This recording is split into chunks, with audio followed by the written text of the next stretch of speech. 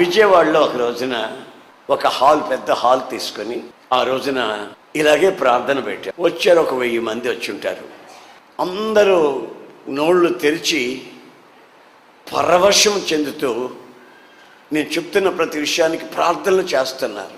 అంతలో ఒక అతను వచ్చాడు. ఆయన థియాలజీ చదివాడు, ఫిలాసఫీ చదివాడు, కాస్త పలుకుబడి ఉన్న వ్యక్తి. వచ్చి ఎవరికి ప్రార్థన జరిపించేది అన్నాడు. అయ్యా నేనేనయ్యా అంటే అన్నాడు. నా పేరు యేసనండి, నేనేనండి. మన దేవుడికి చెవుడా అని అడిగాడు. చెవుడు లేదండి, ప్రార్థన ఆలకిస్తాడు. మరి చెవుడు లేకపోతే ఇట్లా అరిపిస్తున్నాం ఏంటి వాళ్ళని?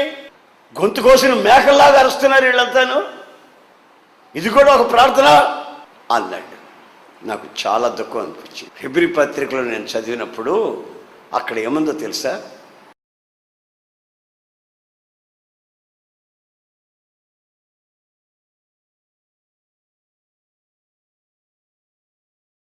కేకలు వేస్తూ ప్రార్థన చేశాడు. దేవాలయం ఎదుట దప్పిగొని వారులారా నా దగ్గరికి రండి, నేను ఉచితముగానే మీకు నీళ్లు ఇస్తాను, ఈ నీళ్లు త్రాగిన వారు మరెన్నటికీ దప్పికొనరు అని ఆయన బిగ్గరగా అరిశాడట. ఆ పండుగ ఆఖరి రోజు అని బైబుల్ చెప్తుంది. మరి ఈ ప్రభుత్వుడు ఏమన్నాడో తెలుసా? యేసు ప్రభుకి చెవుడా? గమనించండి, మనం ఎంతగా ప్రార్థన చేస్తామో అంతగా ఆయన మన జీవితాల్ని ఆశీర్వదించుటకు ఆయన సిద్ధముగా ఉన్నాడు. ఆయన పిలవాలి. ఆమేన్, హల్లెలూయా, హల్లెలూయా.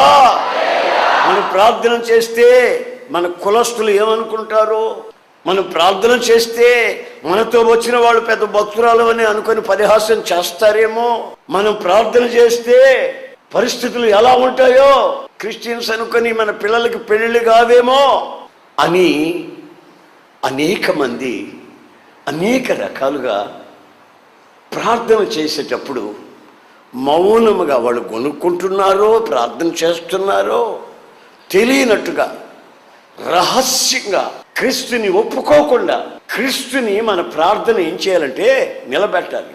ఆయన దృష్టి మన మీదగా మరలాలి. మనం అడిగింది చూపు, ఆయన ఇచ్చేది తేటగా చూసే చూపు. దేవునికి స్తోత్రం, హల్లెలూయా. ఇంకొక వాక్యాన్ని మీకు నేను చూపిస్తాను.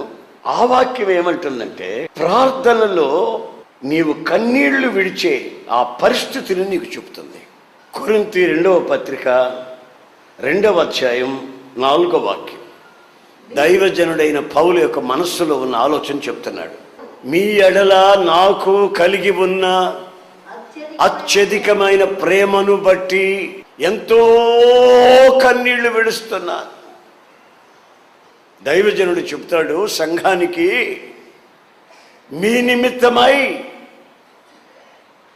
నేను నడవలేని స్థితి వచ్చినా, లేవలేని స్థితి వచ్చినా, నిందలే వచ్చినా, అవమానాలే వచ్చినా, మీ కొరకు నేను కన్నీళ్లు విడుస్తున్నాను. విస్తారమైన కన్నీళ్లు. ఎందుకంటే మనం విస్తారమైన ఆశీర్వాదాలు పొందాల్సిన వాళ్ళం. అడిగింది కొంచెమేనండి, మనం పొందబోయేది విస్తారముగా. కనుక దానికి అర్హత ఏమిటంటే నీ కళ్ళు విస్తారమైన కన్నీళ్లమయమై ఆ కన్నీళ్ల ప్రార్థన నీలో ఉండాలని పలుసార్లు ఆయన పిలవడం.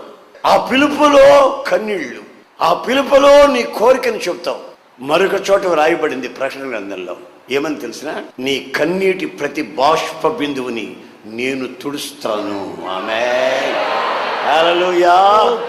విడిచే కన్నీళ్ళని నీ భార్య తుడవడం కాదు, నీ పిల్లలు వచ్చి తుడవడం కాదు, నేనే వచ్చి నీ కన్నీళ్ళని తుడుస్తాను. కారణం, ఆ కన్నీళ్లు అంత విలువైన కన్నీళ్లు. 2 రోజులు 3 రోజులు భర్త మాట్లాడకపోతే అదొక ఏడుపు. భార్య పట్టించుకోకపోతే 2-3 రోజులు అదొక ఏడుపు. ఎవరైనా ఏమన్నా అన్నారనుకో అప్పుడు అదొక ఏడుపు. రకరకాల ఏడుపులండి. ఒక అబ్బాయిని నేను,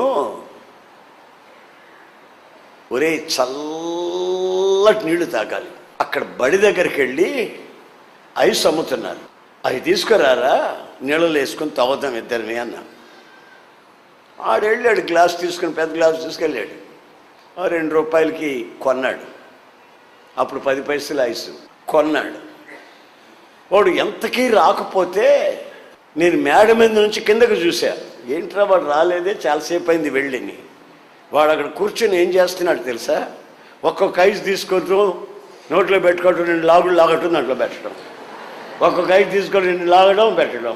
నేను కళ్ళతో చూశా. ఇక పైకి వచ్చి అయ్యగారు తెచ్చాను అన్నాడు. ఒరే ఇంత ఆలస్యమైంది ఏమిటిరా అన్న. ఏడ్చేసాడు. అయ్యా నేను తినలేదయ్యా, అయ్యా నేను తినలేదయ్యా. వాడు చెప్పేటప్పుడే నోరు ఎర్రగా ఉంది. వాడు తినలేదన్నా వాడు నోరు చెప్తుంది ఇటు తిన్నాడు అని. రాయ్ అన్నానండి. ఇకంతే కింద పడి దొర్లాడుతున్నాడు, ఏడుస్తున్నాడు, గోలైపోయింది. ఇంకో పాస్టర్ గారు కూడా నాతో ఉన్నాడు అక్కడ. ఆయన అన్నాడు, ఎస్ఎన్ గారు ఏంటి అంత దెబ్బ కొట్టేవాడు. నేను ఎప్పుడు కొట్టానండి అని. నేను కొట్టలేదండి. మరి ఎందుకు అట్లా ఆడుస్తున్నాడు అది అడగండి. ఏమరా ఎందుకు ఆడుస్తున్నావురా? ఆడిస్తున్నానా అన్నకి దొరికిపోయా అందుకని ఆడుస్తున్నా. వాడు చేసిన పాడు పనికి కాదు వాడు ఏడ్చింది, దొరికినందుకు ఆడుస్తున్నాడంట, నేను అడిగినందుకు ఆడుస్తున్నాడంట. ఒకసారి మీరు ఆలోచించండి. ప్రార్థనలో మీరు విడిచే కన్నీళ్ళకి ఉన్న ఆ వాల్యూ, విలువ ఏమిటో అర్థం చేసుకోండి. ఒక్కొక్కసారి సంఘమును గురించినటువంటి ఆ భారం నాకు వచ్చినప్పుడు నాకు తెలియకుండానే కన్నీళ్ళు వస్తాయి. సంఘం యొక్క భారం వచ్చినప్పుడు నేను కోరుకున్న ఆస్తి నాకు రాలేదని కాదు, కన్నీళ్ళకి ఒక విలువ ఉంది. ఆ కన్నీళ్లు ఎలా విడుస్తామో ప్రభు సన్నిధిలో ఆ కన్నీళ్ళకి ప్రతిఫలం. సంఘాన్ని గురించి ప్రాణప్రియుడైన యేసయ్య అంటాడు, నా ప్రియురాల సుందరవతి, నీ కళ్ళు గువ్వ కళ్ళు లాగా ఉన్నాయి, అంటే పావురపు కళ్ళు లాగా ఉన్నాయి అని. పావురపు కళ్ళను మీరు చూడండి, గువ్వ కళ్ళను మీరు చూడండి, ఎప్పుడు కంటి నిండా నీళ్ళు ఉంటాయి. మీ కళ్ళు విస్తారమైన కన్నీళ్ల చేత నిండిన కళ్ళుగా ఉండాలి. ఈ మధ్య ఒక అబ్బాయి నా దగ్గరకు వచ్చాడు. వేసన్ గారు నాకు పిల్లలు లేరు, ప్రార్థన చేయన్నాడు. నేను చేస్తా ఉంటే అనవు కావల పిల్లలు పుట్టితే ప్రార్థన చేయి అన్నాడు. ప్రార్థన అయిన తర్వాత అడిగా, ఏమిటో నువ్వు మధ్యలో కావల పిల్లలు అంటున్నావు అని. అదే మగపిల్లడే పుడితే ఆడపిల్ల కావాలంటుంది, మళ్ళీ ఆడపిల్లే పుడితే మగపిల్లడు కావాలంటుంది, ఇద్దరు ఒకేసారి పుడితే ప్రార్థన చేయండి. నాకు నవ్వొచ్చింది. అంటే దేవుని యొక్క మాట కూడా అలాగే ఉంది. నీవు ఊహించిన దానికంటే, నీవు ఆశించిన దానికంటే, కోరుకున్న దానికంటే అత్యధికముగా చేయటకు శక్తి గల దేవుడు మన దేవుడు. ఆమేన్. నువ్వు ఎలాగ ఆయన్ని పిలుస్తావో, ఎలా ఆయన దగ్గర కోరుకుంటావో, ఏ విధంగా ఆయన దగ్గర కన్నీళ్లు విడుస్తావో, ఆ విషయాన్ని అంతటినీ ఆయన క్షుణ్ణంగా నీ జీవితంలో ఆలోచించి అడిగిన దానికంటే ఎక్కువగా చేయాలని ఆయన ఆశపడుతున్నాడు. దేవునికి స్తోత్రం కలుగును గాక. జబ్బు చేసి సావు బ్రతుకుల మధ్యలో ఉన్నాడు. ఆయన పేరు హిజ్కియా. ఆ హిజ్కియా రాజు మంచం మీద పడుకొని కన్నీళ్లు పెట్టి ఏడ్చాడట. దేవుణ్ణి కోరుకున్నాడట, అయ్యా నా ఇల్లు నేను చక్కబెట్టుకుంటాను, నా మొర ఆలకించయ్యా, నీ దృష్టికి ఏదైనా నేను పొరపాటు చేస్తుంటే క్షమించు బాబు, నీవు నన్ను చూస్తూ ఉన్న దేవుడివి, నీకు మరుగై నేనేం చేయగలయ్యా అని పశ్చాత్తాప్తుడై ఏడ్చాడు. హిజ్కియా, నీ కన్నీళ్లు నేను చూశాను. ఆయన కన్నీళ్లు చూస్తాడు, ఆయన కన్నీళ్లు తుడుస్తాడు, ఆయన మన కన్నీళ్లలో ఉన్న విలువని గుర్తిస్తాడు. ఆమేన్, హల్లెలూయా. ఆయన దగ్గరికి వచ్చిన వాళ్ళు ఆయన నిలబెట్టాలా. ఆమేన్. ఆయన చూపు నీ మీదకి మరలించుకోవాలా. హల్లెలూయా. ఆయనకి విజ్ఞాపన చేయాలి. హల్లెలూయా. నీ విజ్ఞాపనలో కన్నీళ్లు కనబడాలి. హల్లెలూయా. ఆయన చేత్తో కన్నీళ్లు తుడవాలి. హల్లెలూయా. నీ ప్రార్థన ఆలకించాను, నీ ఆయుష్యాలు పొడిగిస్తానని ఆయన దగ్గర వాగ్దానాన్ని పొందాలి.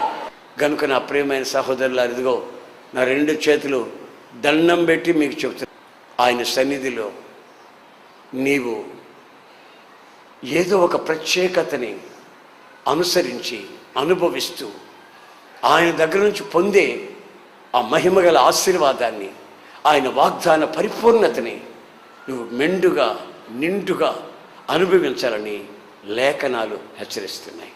తలలు వంచండి, ప్రార్థన చేసుకుందాం.